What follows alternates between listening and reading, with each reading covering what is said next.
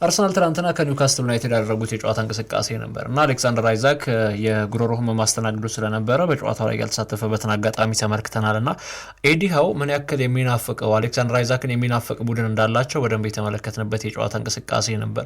በጨዋታው ላይ ደግሞ ዴቪድ ራያ የጎልደን ግሎቭ ሲያንስበት እንጂ ሲበዛበት እንዳልሆነ በደንብ የሚያሳብቅ ፐርፎርማንስን አሳይቷል። የመጨረሻ ሳምንት ላይ እንግዲህ ያው ኖቲንጋም ፎረስት ከቸልሲ ነው የሚገናኙትና ቶፕ ፎርም ገና አላለቀም። ዘ ባትል ኦፍ ቶፕ ፎር ይቀጥላል። በ38ኛ ሳምንት እንግዲህ ብዙ ድራማዊ ክስተቶችን ልንመለከት እንችላለን። ከዛ ውጪ ደግሞ የጎልደን ግሎቭም ጉዳይ ገና በቀዳሚነት ማን ያጠናቃል የሚለው ጉዳይ ማትሴልስ 13 እንደዚሁም ደግሞ ዴቪድ ራያ 13 ክሊንሺቶች አሏቸው። ስለዚህ በቀጣይ እንግዲህ ካሸናፊ ለመሆን ሁለቱም ግብ ጠባቂዎች ክሊንሺቶቻቸውን ጠብቀው መውጣት መቻል ይጠበቅባቸዋል። ኖቲንጋም ፎረስት ከቸልሲ ነው፣ አርሰናል ደግሞ ከሳውዛምፕተን ጨዋታ እንቅስቃሴያቸውን የሚያደርጉትና ምናልባት ዴቪድ ራያ እንግዲህ በሳውዛምፕተን ጨዋታ ጎል የማያስተናግድ ከሆነ በ14 ክሊንሺት በእንግሊዝ ፕሪሚየር ሊግ ከፍተኛ ክሊንሺት ያለው ግብ ጠባቂ መሆኑን ያረጋግጣል። እንግሊዝ ላይ ሰፊ ትኩረቶችን እናድርግ። ትናንትና የነበረውን ጨዋታ እንዴት ተመለከት ነው በሚል ጉዳዮች እንጀምርና ከዛ አስቀድሞ ግን እኔ አንድ መረጃ ልንገራችሁ እስኪ። ቀጣይ ዓመት በእንግሊዝ ፕሪሚየር ሊግ በአውሮፓ የሚሳተፉ ቡድኖች ቁጥር ስቲቭ ስንት ይመስላል ቁጥራቸው? በአውሮፓ እስከ 7 ያሉት ክለቦች ቶፕ 7 ያሉ ክለቦች በኖርማል በሊጉ ፎርማት የሚሳተፉ ይሆናል ከሻምፒየንስ ሊግ እስከ ኮንፈረንስ ሊግ። እንደገና ደግሞ ቶተንሃም እና ማንቸስተር ዩናይትድ እንደገና ራሳቸውን ችለው ሻምፒየንስ ሊግ ለመሳተፍ የሚያደርጉ ፉክክር አለ። እንዲሁም ደግሞ ቼልሲም ኮንፈረንስ ሊግ ላይ ሻምፒዮን የሚሆን ከሆነ አሁን ይሄ በጣም ብዙ ስብስብ ስለሆነ ነው ለምን መሰለኝ የጠየቁ አድማጮችን በጣም ግርታ ይፈጥርባቸዋል። በአውሮፓ ውድድር እንግሊዝ የተሳታፊ ቁጥሮቿ ምናልባት በጣም ሄደ ከተባለ 10 ሊደርስ ይችላል። 9 ወይም 8 አካባቢ ነው ተሳታፊ ቁጥር የሚሆነው። እንዴት የሚለው እንመልከት። ሊሆን የሚችለው በሂሳባዊ ስሌት ነው ሊሆን ይችላል እያልኩ ያለሁት፣ ግን ኦልሬዲ 7 ቡድኖች እንደሚሳተፉ ምንም ጥያቄ የለም። አንደኛ ሊቨርፑል ይዞ አጠናቋል።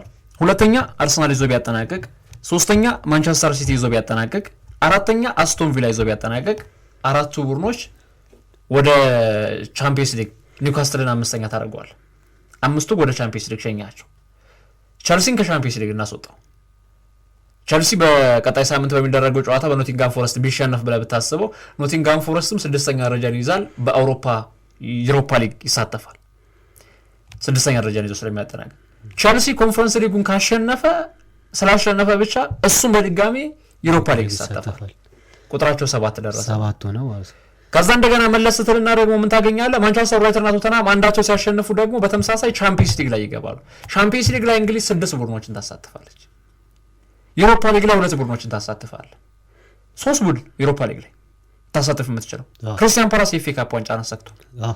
ተመልከት እንግዲህ እንደዚህ ሲሆን ቁጥራቸው 8 ደረሰ ማለት ነው በሂሳባዊ ስሌት ስትሰራው። ግን አሁን ባለው ወቅታዊ ደረጃ ሰንጠረዥ ለምሳሌ ቶፕ 4 ውስጥ ማንቸስተር ሊቨርፑል፣ አርሰናል፣ ሲቲ ወይም ደግሞ ኒውካስትል 4ቱ ከ1 እስከ 4 ያጠናቃሉ ብትል፣ አስቶን ቪላ ወይም ቸልሲ 5ኛ ደረጃን ይዘው ያጠናቃሉ ብትል ደግሞ እንደዚህ ሂሳቦችን የምትሰራ ከሆነ እንግሊዝ የተሳታፊ ቁጥሮቿ መጠን አነሰ ከተባለ 7 ነው፣ በዛ ከተባለ 8 ወይም 9 ነው የሚሆነው። ይሄ ደግሞ አንድ ልማድ ግን ማስቀረት መቻል አለብን ከዚህ በኋላ ቶፕ 4 እያል የምናወራው ነገር መቀየር መቻል። ቶፕ 5 ሆኗል። ቶፕ 5 ነቱ ዘንድሮ ነው ክብር ያሰጣቸው እኮ ዘንድሮ ይሆናል። እንደውም ጥሩ አይዲያ አነሳ። ዘንድሮ አንዳንዶች አርሰናል ነው በቻምፒየንስ ሊግ እኩል ፍጻሜ ለመድረሱ ጫፍ ላይ ደርሶ ስለነበር ነው ኮታ ያሰጠው። ማንቸስተር ዩናይትድ እና ቶተንሃም ስፐርስስ በአውሮፓ የተሳታፊ ቁጥሮች ከፍ የሚለው በተሳትፎ የተጓዝክበት ርቀት ነው። በኮንፈረንስ ሊግ ቸልሲ፣ በአውሮፓ ዩሮፓ ሊግ ሁለቱም ፋይናሊስት ናቸው። ቶተንሃም እና ማንቸስተር ዩናይትድ ሁለቱም የእንግሊዝ ቡድኖች ናቸው። የእነዚህ ክለቦች ነጥብ ይሰበሰባል። በእንግሊዝ ረዥሙን ርቀት የተሳተፈው በቻምፒየንስ ሊግ አርሰናል ነው። ነጥቡ ይሰበሰባል፣ አንድ ላይ ይሰራና ሊቨርፑል ደግሞ አንደኛው ነው ማጠናቀቁም ጠቅሞታል። በትክክል ይሄን ያነሳው ሌላ መሰለህ። አሁን እነዚህ በአውሮፓ ውድድሮች የተሳተፉ ያሉ ቡድኖች የሚያገኟቸው ነጥቦች አጠቃላይ ይደመራሉ።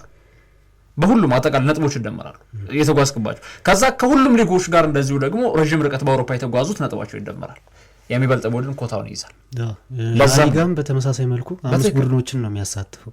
እናም ቅድም ዘመናዊ ላይ ቻምፒየንስ ሊግ ቦሪንግ እየሆነ ነው ባይዘው ማለት አሁን የፍሎሬንቲኖ ፔሬዝ እቅድ ሚዛን እየደፋ ነው ብዬ ነው የማስበው። ቻምፒየንስ ሊግ ፎርማቱን ቀየር አድርጎ የመጣው ይሄ ሱፐር ሊግ የሚለውን ነገር ያንን ነገር ለማስቀረት ስለታሰበ ነው። በየሳምንቱ መጫወት አለባቸው ክለቦች የሚል ሀሳብን ፍሎሬንቲኖ ፔሬዝ ስላቀረበ ያን ሀሳብ ውድቅ ለማድረግ የመጣ ሀሳብ ነው ይሄኛው ሀሳብ። ማንቸስተር ዩናይትድ እና ሪያል ማድሪድ በ40 ዓመት አንዴ ምናምን መገናኘት የለባቸው የሚሉት ነበረ ዋና ሀሳባቸው ነበርና ይሄ አዲሱ የቻምፒየንስ ሊግ ፎርማትም ይሄን ነገር ሊያሳካ የሚችል ነው እና ደግሞ ፉክክርም የበዛው አይነት ውድድር ነው የምንመለከትበት። እኔ ተመችቶኛል። አንተ ምን አለ መሰለህ አሁን ይኸውልህ ዓለም ዋንጫም ቁጥሩ ይጨመራል፣ በቻምፒየንስ ሊጉም ቁጥሮች ተጨመሩ። ቁጥር ሲጨምር ግን ጣዕም ይበዛል እኮ ጣዕም ይመራል። ምን ይባላል በምሳሌ አባባል ምን ይባላል መሰለህ ማር ሲበዛም ይመራል ይባላል። ገባ የሆነ ያቀርሃል። በቻምፒየንስ ሊግም አሁን ምንድነው ድሮ የነበረው ኖካውት ስቴጅ ከሜዳ ውጭ ጎል ማስቆጠር ትልቅ ትርጉም እንደነበረው ታውቃለህ ነበር።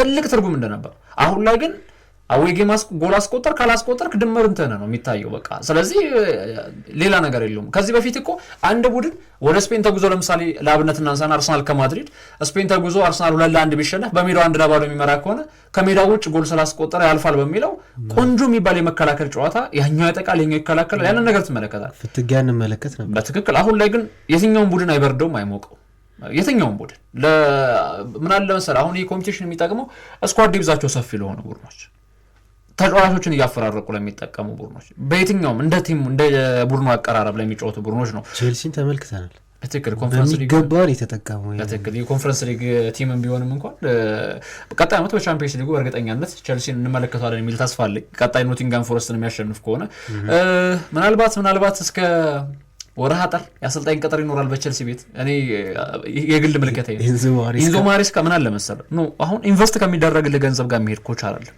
100% መናገር የምችለው ቶድቦሊም ከአሰልጣኝ ጋር የሚስማሙ አይነት ባላታ አይደለም። እኔ ሲመስለኝ እንደውም ኢንዞ ማሬስካ እስካሁን ለመቆየታቸው ዋነኛ ምክንያት ከቶድቦሊ ጋር ጥሩ ቁርኝት ስላላቸው ነው ብዬ ነው የማስበው። ወይም ደግሞ ይሄን አርግ ሲባል ኦኬ ታዛዥ ነኝ የሚል አይነት እንጂ በዚህ በአውሮፓ ትልልቅ አሰልጣኞች ባሉበት ለምሳሌ እነ ሲሞኔ ኢንዛጊን ባየህበት አይነት ሲሞኔ ኢንዛጊ እኮ ወደ ማንቸስተር ዩናይትድ ለማምራ ንግግር አድርጌ ነበር፣ ግን ወደ ማንቸስተር ዩናይትድ ለማምራት ንግግሮችን ስናደርግ ብዙ ሰቅጣጭ ወሬዎችን ነው የነገሩኛል። እሳት ውስጥ ለምን ይጀጣራሉ አለ።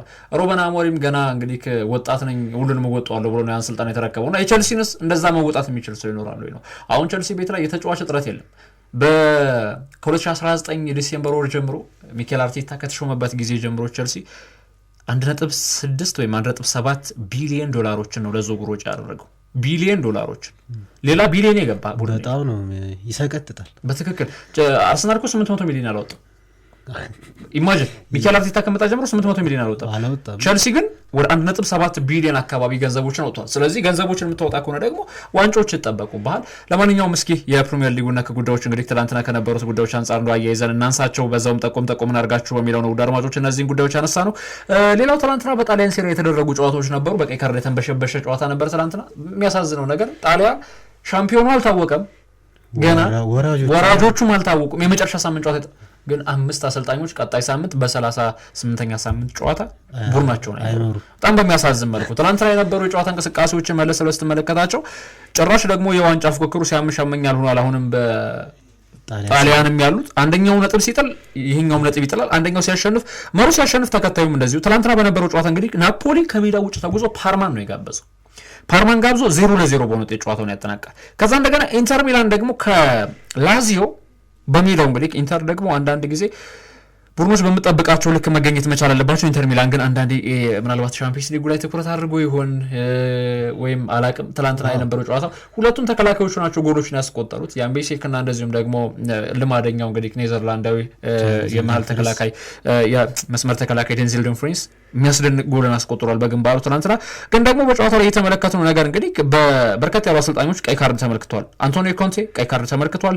እንደዚሁም ደግሞ የፓርማ አሰልጣኝ ክሪስቲያን ፒቩ በተመሳሳይ መልኩ ቀይ ካርድን ተመልክቷል። ከዛ እንደገና ከኮንቴና ከፒቩ በተጨማሪ የኢንተር ሚላን ከላዚዮ ባደረጉት ጨዋታ ሲሞኔ ኢንዛጊን ቀይ ካርድ ተመልክቷል። ማርኮ ባሮኒም በተመሳሳይ መልኩ ቀይ ካርድ ተመልክቷል። እንዲሁም የኤሲ ሚላኑ አሰልጣኝ ሰርጂዮ ኮንሴሳውም ቀይ ካርድ የቀይ ካርድ ጨዋታ ነበር። ስለዚህ ትላንትና የጨዋታ እንቅስቃሴ 5 አሰልጣኞች በአንድ ቀን በቀይ ካርድ ከሜዳ መሰናበት ማለት ምን አይነት ግብግብ ተፈጥሮ ነው? የመጨረሻውን ጨዋታ አንፈልገው ነው የሚመስለው። ቤታችን ሆነን ደግሞ እንደተረዳ ነው ከሆነ ደግሞ ናፖሊና ኢንተር ሚላን ለሻምፒዮና የሚፎካከሩ እንደመሆኑ መጠን የግድ አሰልጣኝ እዛ ቦታ ላይ ተገኝቶ መምራት መቻል አለበት። በትክክል። ቀጣይ ጨዋታቸው በነገራችን ላይ ናፖሊ ጨዋታውን የሚያደርገው ከካግላሪ ጋር ነው። ኢንተር ሚላን ደግሞ ከሜዳው ውጭ ተጉዞ ዘንድሮ ሰርፕራይዝ ከሚያደርጉ ቡድኖች መካከል አንደኛው ኮሞ ከሜዳው ውጭ ተጉዞ ይገጥማል። ኮሞ ነው የሚገጥመው።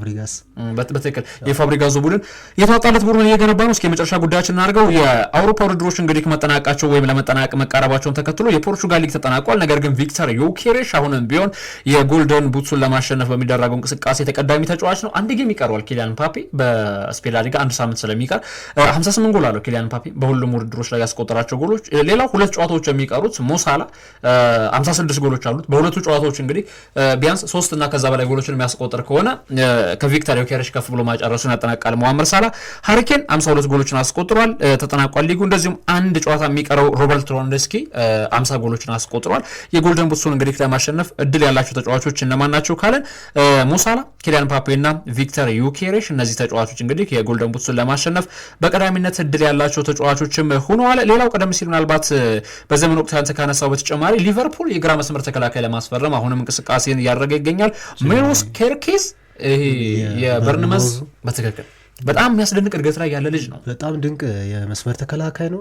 ሁላ በሊቨርፑል ብቻ ሳይሆን በሪያል ማድሪድም በማንቸስተር ዩናይትድም እይታ ውስጥ ከገቡ ተጫዋቾች መካከል አንዱ ነው እና ፕሮግሬሲቭ ምን ያክል ፕሮግሬሲቭ ፕሌየር እንደሆነ እየተመለከት ነው እንገኛለን። ያው በትክክል ይሄ ልጅ አሁን ወደ ሊቨርፑል የዘወሩ መግባት ነው የሚፋ ተደርጓል። ሌላው ዳርዊን ኑኔዝ የሚለቅ ከሆነ እንግዲህ ክረምት ላይ ሊቨርፑል ሴንትራል በደንብ የሚወጣ ተጫዋች ይፈልጋል ተብሏል። የመጨረሻ ጉዳይ ላድርገው። የመጨረሻ ምናልባትም የሚካኤል አርቴታና የአንድሪያ ቤርታ ጉሽሚያዎች ቀጥለዋል የሚሉ ዘገባዎችም ተሰምተዋል። እንግዲህ እንደ ጉሽሚያ እንደ ዋነኛነት የተነሳ የሚገኘው እንግዲህ ምናልባት ትራንስፈር ኒውስ ይዞት የወጣ ዘገባ ነው ይህንን ጉዳይ የሚያመላክተው። ሚካኤል አርቴታ አሁን ላይ እንግዲህ ዲስአግሪመንት ውስጥ ገብቷል። ይህንን እያደረገ የሚገኘው ከስፖርቲንግ ዳይሬክተሩ አንድሪያ ቤርታ ጋር ነው እና አርቴታ የሚፈልገው ቤንጃሚን ሼሽኮን ነው። ነገር ግን ደግሞ አንድሪያ ቤርታ ቪክተር ዮኬሬሽ ወደ አርሰናል እንዲመጣ ይፈልጋል። ሁለቱም ተጫዋቾች ከክለባቸው ጋር እንደሚለያዩ ይፋ ተደርጓል። ፋብሪዚዮ ትናንትና በነበረው መረጃው ይፋ አድርጎታል እና የትኛው ተጫዋች ወደ የትኛው ክለብ ያመራል ነው። አሁን ለምሳሌ ቤንጃሚን ሼሽኮን የሚፈልገው እኔ ከሚካኤል አርቴታ ጎን ቆማለሁ እውነት ለመናገር ለመሰለ ቪክተር ዮኬሬሽ በጣም ጥሩ አጥቂ ነው፣ ግን ደግሞ አሰልጣኙ ካልፈለገ ስፖርቲንግ ዳይሬክተር ታክቲካል ጉዳዮች አይመለከቱም። ስለዚህ የሚካኤል አርቴታ ፍላጎት መሟላት አለበት ባይ ነኝ እና ቤንጃሚን ሴስኮ ለማስፈረም ሚካኤል አርቴታ ይፈልጋል። አንድሪያ ቤርታ ግን የቪክተር ዮኬሬሽን ፊርማ ለማግኘት በቀዳሚነት ፈላጊ ስለመሆኑ ነው መረጃዎችም እያመላከቱ የሚገኘው የሚለው የመጨረሻ ጉዳያችን ነው የምናደርገው። ውድ አድማጮቻችን በአብሮነት ቆይታችሁ ከኛ ጋር ስላደረጋችሁ ከልብ እናመሰግናለን። እንግዲህ ሳምንቱን ብዙ የሊግ እርከኖች የተጠናቀቁበት ሆነዋል። ከነዚህም እንግዲህ እንደ ኤርዲቪዜ እንደ ፖርቹጋል ሊጋ ደ ፖርቹጋል እና እንደ ፈረንሳይ ሊጋን መጥቀስ ይቻላል። እነሱ የምናነሳበት መረጃ ይኖረናል ማለት ነው። ነገር ግን በቅድሚያ ለመጥቀስ ያክል የእንግሊዝ ፕሪሚየር ሊግን መጥቀስ ይኖርብናል። በፕሪሚየር ሊጉ እንግዲህ የ37ኛ ሳምንት ጨዋታዎች ተከናውነዋል ማለት ነው። እናም በእነዚህ ጨዋታዎች ምን ተመለከተን የሚለውን አብረን የምንመለከት ይሆናል። እንግዲህ በትላንትናው ዕለት ኤቨርተን ከሳውዝሃምፕተን ባደረጉት የመጀመሪያው ጨዋታና ኤቨርተን በጉዲሰን ፓርክ የሚያደርገው የመጨረሻውን ጨዋታ 2-0 በሆነ ውጤት አሸንፎ እንግዲህ በጉዲሰን ፓርክ ያለውን የሽኝት ስነ ስርዓት እንግዲህ በአማረ መልኩ ጨርሶታል ማለት ነው እና ሳውዝሃምፕተንን 2-0 በሆነ ውጤት ነው ያሸነፈው። ሳውዝሃምፕተን እነዚህ ቅዱሳኖቹ እንግዲህ መውረዳቸውን ያረጋገጡ ክለብ መሆናቸው ይታወቃል። ታዲያ ለኤቨርተንም ኪሊማን እንጃይ ሁለቱንም ጎሎች ማስቆጠር የቻለበትን ሁኔታ ነው የተመለከት ነው።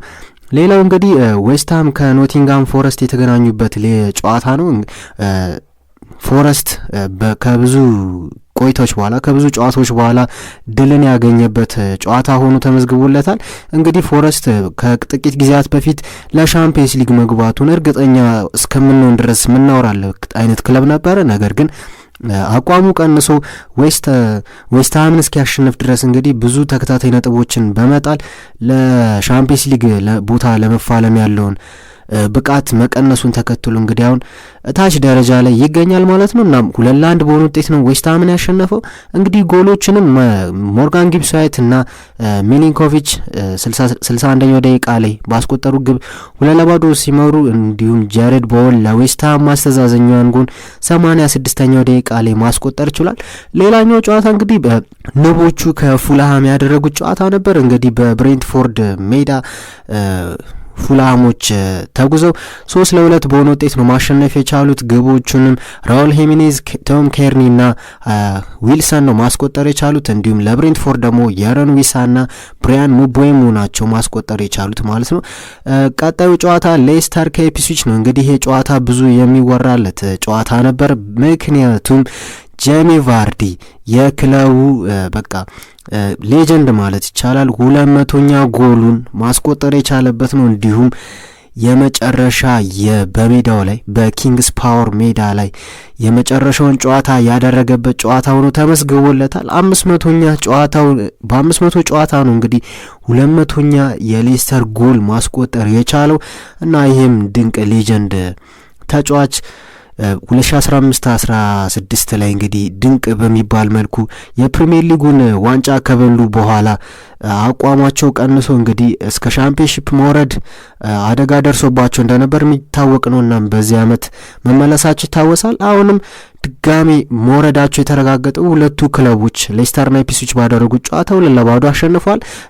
የቀሪዋን ግብ ደግሞ ማካቲር ነው ያስቆጠረው እና ሌስተርም 2-0 አሸንፎ ጄሚ ቫርዲን በተገቢው መልኩ የሜዳውን የመጨረሻውን ጨዋታ ሽኝት አድርገውለታል። በሌላ መልኩ አርሰናል ኒውካስትልን 1-0 ያሸነፈበት ጨዋታ ነው። እንግዲህ ዴክላን ራይስ 55ኛው ደቂቃ ላይ ያስቆጠራት ግብ አርሰናልን አሸናፊ አድርጋ እንድትወጣና እንዲሁም የሻምፒየንስ ሊግን ቦታ ማግኘቱን እንዲያረጋግጥ ሆኖለታል ማለት ነው። እንግዲህ አርሰናል ከጥቂት ጊዜያት በፊት ለሻምፒዮናነት እየተፎካከረ የነበረ ቲም ነው መሆኑን እናስታውሳለን። ነገር ግን አሁን ለሻምፒየንስ ሊግ ለመግባት ከሚፎካከሩ ክለቦች ውስጥ ራሱን አግኝቶታል ማለት ነው። እና ነገር ግን ትላንትና አረጋግጧል፣ ሻምፒየንስ ሊግ መግባቱን ያረጋገጠ ክለብ ሆኗል ማለት ነው። ታዲያ ደረጃዎችንም ለመመልከት ያክል ሊቨርፑል ሻምፒዮን መሆኑ ይታወቃል። በ36 ጨዋታ ዛሬ ቀሪ ጨዋታ አለው። በ36 ጨዋታ 83 ነጥብ በማስመዝገብ እንግዲህ አንደኛ ደረጃን ተቆናጦ ይዟል። አርሰናል 71 ነጥብ ሁለተኛ፣ እንዲሁም ኒውካስትል 66 ነጥብ ይዘው ሶስተኛ ሆኖ ተገኝተዋል። ቼልሲ፣ አስቶን ቪላ እንዲሁም ማን ሲቲ እንዲሁም ደግሞ ፎረስት እስከ 7 ያሉ ደረጃዎችን ሲይዙ በኒውካስትልና በኖቲንጋም ፎረስት መካከል ያለው የነጥብ ልዩነት 1 ነጥብ ብቻ መሆኑ ግን ለሻምፒየንስ ሊግ የሚደረገውን የግብግብ ሻምፒየንስ ሊግ ቦታ ለማግኘት የሚደረገውን ግብግብ አጓጊ አድርገውታል ማለት ነው። አርሰናል ትላንት አረጋግጧል ሻምፒየንስ ሊግ መግባቱን ማለት ነው። ሌሎች ወራጆቹን ስንመለከት እንደምናውቀው ነው እንግዲህ ሌስተር፣ ኢፕስዊች እና ሳውዝሃምፕተን ተያይዘው በ25 በ22 እና በ12 ነጥብ 18 19 እና 20ኛ ደረጃን ይዘው አጠናቀዋል ማለት ነው። እንግዲህ የፕሪሚየር ሊጉ ይህንን ይመስላል። ሌላኛው ላሊጋ ነው። ላሊጋ እንግዲህ ትላንትና ብዙ ጨዋታዎች የተከናወኑበት ሆኖ አምሽቷል። እንግዲህ ከነዚህም መካከል አትሌቲኮ ማድሪድ ከሪያል ቤቲስ ያደረጉት ጨዋታ ይጠቀሳል። አትሌቲኮ ማድሪድ 4-1 በሆነ ውጤት ነው ሪያል ቤቲስን ማሸነፍ የቻለው። እንደምናውቀው እንግዲህ ሪያል ቤቲስ የኮንፈረንስ ሊግ ዋንጫ የፍጻሜ ጨዋታ ተፋላሚ ቡድን እንደሆነ የምናውቀው ነገር ነው። እናም ለዚህም ሲባል እንደ ዋና ተጫዋቾቹን እንደ ኢስኮ እንደ አንቶኒ ያሉ አይነት ተጫዋቾቹን እረፍት ሰጥቶ የገባበት ጨዋታ ነበር። ነገር ግን አትሌቲኮ ማድሪድ ይህንን ሁኔታ ተጠቅሞ ነው እንግዲህ 4-1 በሆነ ውጤት ማሸነፍ የቻለው። ቤቲሶች ጨዋታውን ለመቀየር አስበው እንግዲህ ተጫዋቾችን ወደ ሜዳ ቀይረው ቢያስገቡም እንደ ኢስኮ እንደ አንቶኒ ያሉትን ዋና ዋና ተጫዋቾቻቸውን ልዩነት ፈጣሪ ተጫዋቾቻቸውን ቀይሮ ማስገባት ቢችሉም ነገር ግን አትሌቲኮ ማድሪድ ሊቀመስ አልቻለም። አኔል ኮሪያ 96፣ ጆን አልቫሬዝ 75 እና 10ኛው ደቂቃ ላይ 2 ጎሎችን አስቆጠረ። እንዲሁም ደግሞ ሌኖርማንድ 45ኛው ደቂቃ ላይ ማስቆጠር በቻለው ግብ 4-1 በሆነ ውጤት አሸነፈ። ለሪያል ቤቲስ ደግሞ ፎርናልስ ነው 67ኛው ደቂቃ ላይ ያስቆጠረው። በዚህ አጋጣሚ አኔል ኮሪያ እንግዲህ የመጨረሻ የአትሌቲኮ ማድሪድ ጨዋታውን በሜዳው ማለት ነው ማድረግ ችሏል። ከአትሌቲኮ ማድሪድ ጋር በዚህ አመት እንደሚለያይ ነው ይፋ የሆነው። እንግዲህ ወደ ሜክሲኮ ወዳሉ ክለቦች ነው ለማምራት ውጥን ያዘው ማለት ነው። ሌላኛው ጨዋታ ባርሴሎና ከቪያሪያል ያደረጉት ጨዋታ ነበር። እንግዲህ ቪያሪያል ሻምፒየንስ ሊግ ቦታን ለማግኘት እየተፋለመ ያለ ክለብ እንደሆነ የምናውቀው ነው እና ትላንት ኢቨን መሸነፍ ብቻ ራሱ ቢሸነፍ ራሱ ሪያል ቤቲስ ነጥብ እየጣለለት ስለነበር የሚያረጋግጥበት ሁኔታ ነበር። ነገር ግን ይባስ ብሎ አሸንፎ ባርሴሎናን 3-2 በሆነ ውጤት በማሸነፍ የሻምፒየንስ ሊግ ቦታውን ማረጋገጥ ችሏል ማለት ነው። ለባርሴሎና ያማልና ፌርሚን ሎፔዝ ጎሎችን አከታትሎ ሲያስቆጥሩ ለቪያሪያል ደግሞ ፔሬዝ እንዲሁም ኮምሳናና ቡቻናን በመጨረሻው በ80ኛው ደቂቃ ላይ የሚገርም ጎል አስቆጥሮ ባርሴሎናን 3-2 በሆነ ውጤት ነው ማሸነፍ የቻሉት። ባርሴሎና የሊጉ ሻምፒዮን መሆናቸው የሚታወስ ነውና ያው ከክብረ በዓላቸው ማግስት ነው ይህን ጨዋታ እያደረጉት ያሉና አንድ ድካም ምናምን ሊኖር ይችላል። በዚህም ሁኔታ ነው ቪያሪያል ሊያሸንፍ የቻለው እየተባለ ይገኛል። ሌላኛው ቀሪ ጨዋታ የነበረው እና መጠቀስ ያለበት ጨዋታ ሲቪያ ከሪያል ማድሪድ ያደረጉት ጨዋታ ነበር እና ሪያል ማድሪድ 2-0 በሆነ ውጤት ያሸነፈበት ጨዋታ ነው። በጨዋታው እንግዲህ ጁድ ቤሊንጋም እንዲሁም ኪሊያን ምባፔ ጎሎችን አስቆጠረው ሪያል ማድሪድን አሸናፊ ማድረግ ችሏል። ታዲያ ደረጃውን ለመመልከት ያክል ባርሴሎና በ85 ነጥብ ሻምፒዮን መሆኑ የሚታወስ ነገር ነውና ቀድሞ ያረጋገጠበት ሁኔታ ተፈጥሯል። ታዲያ ሪያል ማድሪድ 81 ነጥብ ይዞ ሁለተኛ ደረጃን ተቆናጧል። 73 ነጥብ አትሌቲኮ ማድሪድ፣ ቢልባኦ በ70 እንዲሁም ቪያሪያል በ67 ነጥብ ከ1 እስከ 5 ያለውን ደረጃ ይዘው የሻምፒየንስ ሊግ ተሳታፊዎች መሆናቸውን የሚያረጋግጡ እነዚህ ክለቦች ሆኗል ማለት ነው። ሌጋኔዝ፣ ላስ ፓልማስ እና ሪያል ቫላዶሊድ ወራጅ ቀጠና ውስጥ ሲገኙ ላስ ፓልማስ እንዲሁም ሪያል ቫላዶሊድ ያረጋገጡት ክለቦች ሲሆኑ ሌጋኔዝ ከኤስፓኞል ጋር ላለመውረድ ከሚፎካከርበት የመጨረሻ አንድ ጨዋታ ይቀሯል። የ2 ነጥብ ርቀት ነው ያላቸው። ኤስፓኞል 39 እንዲሁም ሌጋኔዝ 37 ነጥብ ይዘው 17 እና 18 ላይ ይገኛሉ። ቀሪ እንግዲህ ቀጣይ ጨዋታቸውን የመጨረሻ ጨዋታቸውን ሌጋኔሶች ማሸነፍ የሚችሉና ኤስፓኞሎች ነጥብ የሚጥሉላቸው ከሆነ ሌጋኔዝ የመቅረት ቻንስ ይኖራቸዋል በዚህ በላሊጋው ውድድር እርከን ላይና ይህም አንዱ አጋጣሚ ሆኖ አልፏል። በሌላ ጨዋታ ስንመለከት የጣሊያን ሴሪያ እንመለከታለን። እንግዲህ ትላንት በጣም አጓጊ ከሚባሉ ሊጎች እንግዲህ ጣሊያን ሴሪያ ሆኖ ተገኝቷል። ምክንያቱም እስከ 37ኛው ሳምንት ድረስ አሸናፊው ሊለይ አልቻለም። ትላንት ደግሞ ድራማ የሆነ የጨዋታ ክስተት ነበር የተፈጠረው። ከነዚህ መካከል ኢንተር ከላዚዮ ያደረጉት ጨዋታ ነው። ኢንተር 2-0 በሆነ ውጤት ነው ከላዚዮ ጋር የጨዋታውን የፈጸመው። እንዲሁም ፓርማ ከናፖሊ 0-0 በሆነ ውጤት ነው የተጠናቀቀው። እንግዲህ ናፖሊ በፓርማ ሜዳ ተጉዞ ቀለል ያለ ድልን ይጎናጫል ሲባል የነበረ ቢሆንም ነገር ግን ናፖሊ ከባድ ሆኖበት የፓርማ ሜዳ ከባድ ሆኖበት አምሽቶ እንግዲህ ናፖሊ ነጥብ ጥሏል ማለት ነው። በጨዋታው አጋጣሚ እንግዲህ ናፖሊ ፔናልቲ ባገኘበት ቅጽበት ኢንተር ሚላን የማሸነፊያን ጎል አስቆጥሮ ነበረ። ታዲያ የናፖሊን ፔናልቲ ተሽሮ የኢንተር ሚላንም ጎል ተሻረና ኢንተር እንግዲህ ሊጉ እንግዲህ በቃ አጓጊ እንደሆነ ያመሸበት ክስተት ሆኖ ተፈጥሯል። ሌላኛው ጨዋታ ሮማ ከኤሲ ሚላን ያደረጉት ጨዋታ ነው። ሮማ 3-1 በሆነ ውጤት ኤሲ ሚላንን ማሸነፍ ችሏል። እንዲሁም ጁቬንቱስ ከዩዲኒዜ 2-0 በሆነ ውጤት የተጠናቀቀ ጨዋታ ነው። ታዲያ ደረጃ ለመመልከት ያክል ናፖሊ አንደኛ ደረጃን ተቆናጦ ሲይዝ፣ ሁለተኛ እንግዲህ ኢንተር በ78 ነጥብ በአንድ ነጥብ ልዩነት ነው። ናፖሊ በ79 ኢንተር ሚላን በ78 ነጥብ ይከታተላሉ። አትላንታ 74 እንዲሁም ጁቬንቱስ 67 እስከ ሻምፒየንስ ሊግ ለመሳተፍ የሚደረጉን ፉክክር እየተፎካከሩ ይገኛሉ። እንግዲህ ወራጆቹን ለመመልከት ያክል ኢምፖሊ፣ ቬኔዚያና ሞንዛ በወራጅ ቀጠና ውስጥ የሚገኙ ክለቦች ናቸው። ሞንዛ እንግዲህ መውረዱን ያረጋገጠ ክለብ ነው። ነገር ግን ቬኔዚያ፣ ኢምፖሊ ተስፋ ያላቸው ክለብ ሆነው ተገኝተዋል። ማለትም ኢምፖሊ ማሸነፍ የሚችል ከሆነ ነጥቡን 34 በማድረስ ወደ 15 ወደ 14 ወደ 15ኛ ደረጃ ከፍ ማለት የሚችልበት እድል አለው።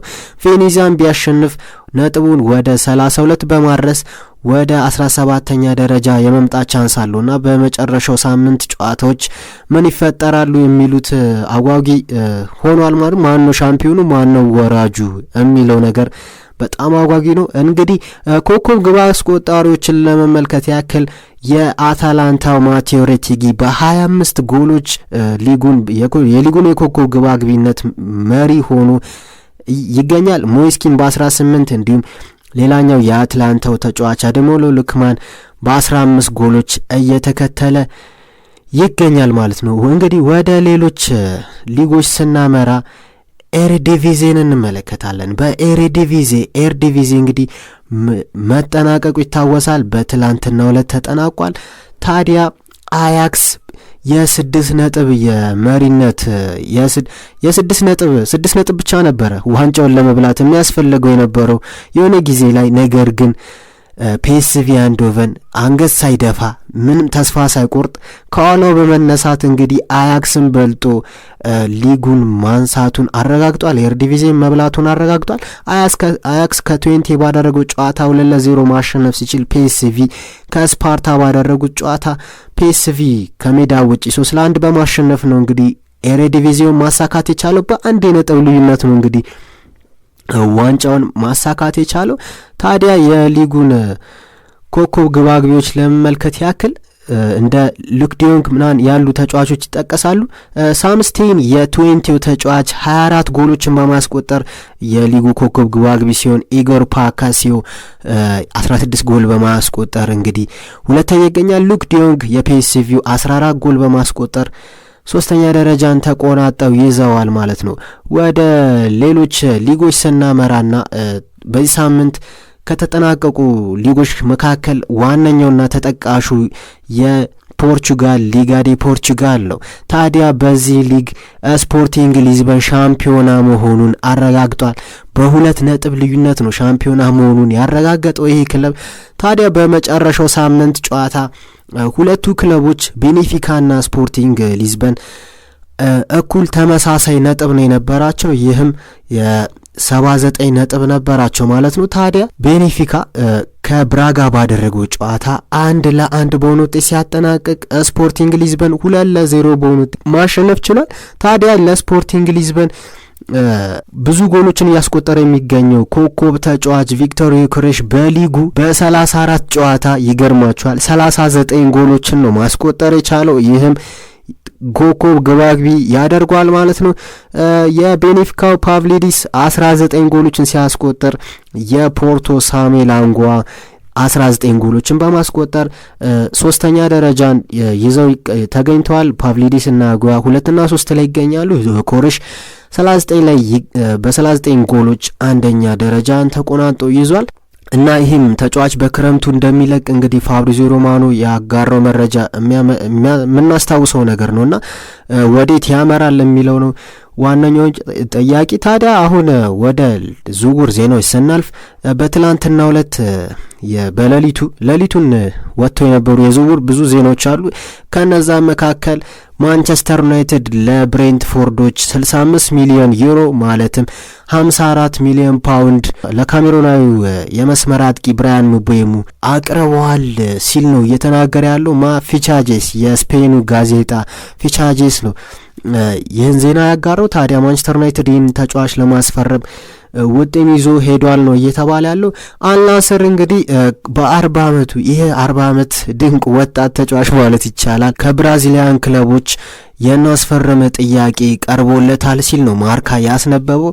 ታዲያ ለዚህ ክለብ ስሙ አልተጠቀሰም። እዚህ ክለብ ለዚህ ክለብ የሚፈርም ከሆነ ታዲያ የፊፋ የዓለም ክለቦች ዋንጫ መሳተፍ ይችላል ነው እያለ የሚገኘው ማርካና እንደነ ፓልሜራስ ያሉ አይነት ክለቦች እንደሚሳተፉ ይታወቃል የፊፋ የዓለም ክለቦች ዋንጫ ላይ። ታዲያ ምናልባት ይህ ክለብ ሊሆን ይችላል ነው ዋነኛው ጥያቄ።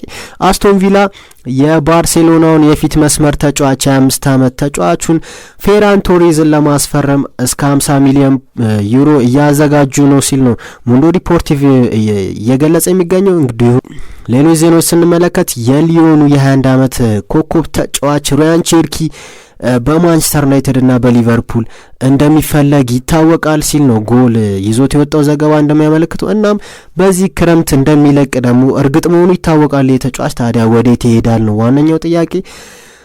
እናም በክረምቱ የምንመለከተው ይሆናል። ሌላው በማንቸስተር ዩናይትድ ዙሪያ የስፖርቲንጉን አማካይ ፔድሮ ጎንካልቬስን ማስፈረም ይፈልጋሉ ነው እየተባለ ያለው። ቲም ቶክ ይዞት እንደወጣው መረጃ ከሆነ ይህን የ26 ዓመት ድንቅ የአማካይ ስፍራ ተጫዋችን በዚህ ክረምት ለማስፈረም ፍላጎት አላቸው እያለ ይገኛል።